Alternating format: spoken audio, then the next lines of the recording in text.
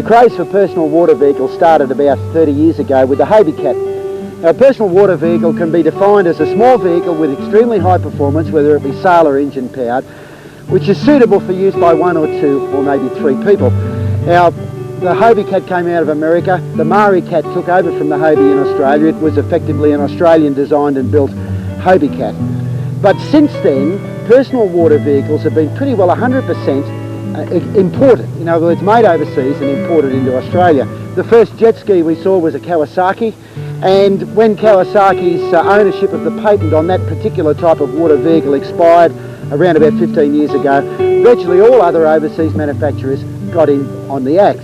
Now, out of the personal water vehicle, single or 2-person one, has grown a newer one, which is of a larger boat, which has far more capabilities, but which also has a similar degree of performance using the same basic high-performance 2-stroke engine with a jet drive. Now, a couple of years ago, Ron Woodleigh had a look around and decided that we, or he, could do at least as well as the overseas manufacturers and generate an entirely Australian designed and built personal water vehicle.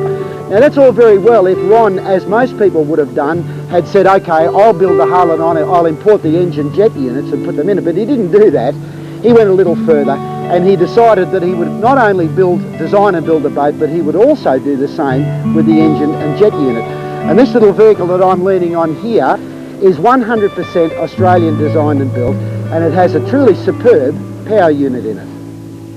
When you consider that Yamaha, Sea-Doo, Kawasaki and a number of other overseas manufacturers with huge resources behind them are building boats in this class, I must admit that when Ron Woodleigh told me what he was doing, I considered that it had a bit of a David and Goliath feel about it. But having looked at the boat in detail, driven it and shot these pictures of it, I believe he certainly has a chance of making it work.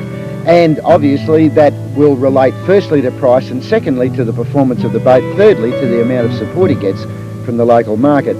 Now, the boat is very unusual. It's effectively a mono hull with outriggers on it, and we've been talking at some length about hull forms on the show in recent weeks.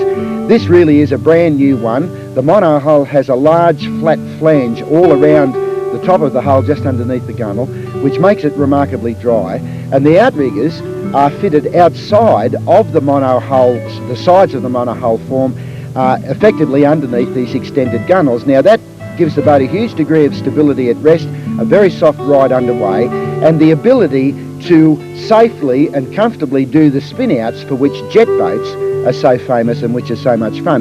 They give the boat a tremendous degree of dryness of ride and lateral stability. Acceleration under the urge of the 80 horsepower engine, which we'll look at in just a moment, is really quite enthusiastic, and in fact the boat is more than capable of towing a single skier. A beach start is obviously the easiest way to do it, but the boat still proved her ability to stand the skier up out of deep water. Now, this is an extension of the personal watercraft which I believe is truly relevant. It enables people to have all of the thrills of watercraft riding without necessarily getting quite as wet as you do on a personal watercraft. You actually sit in this rather than on it. It has the ability to carry up to 5 people. 3 people would be optimum, I would suggest. It has a tremendous degree of fun as far as its driving is concerned. It will pull a skier, and it can be used as a general runabout, as a tender for a large cruiser, and also as a small fishing boat. And of course, all of this is greatly enhanced by the fact that it will run in something like 100 millimetres of water at full speed, which no boat other than those fitted with a small jet drive is capable of doing. Now, let's take a look at the technology of the engine. Now, the power unit is fully integral. In other words, this engine is actually mounted on the casting, an extension of the casting that forms the jet unit down in the after end of the boat. So the only mounting that's required is for the jet unit to be mounted in the boat, and then the engine bolts onto the whole thing, which means, of course, that there are absolutely no alignment problems for the shaft that drives the jet impeller. Now, the engine itself is an RX 800 manufactured by Global in Australia. You'll notice that this one has 4 plugs. The extra set of plugs aren't used in a marine application. They are in there for aviation applications. It's 750cc and it develops a total of 80 horsepower. Now, it's naturally aspirated with a standard carburettor there, single carburettor for the marine version on a cast aluminium manifold.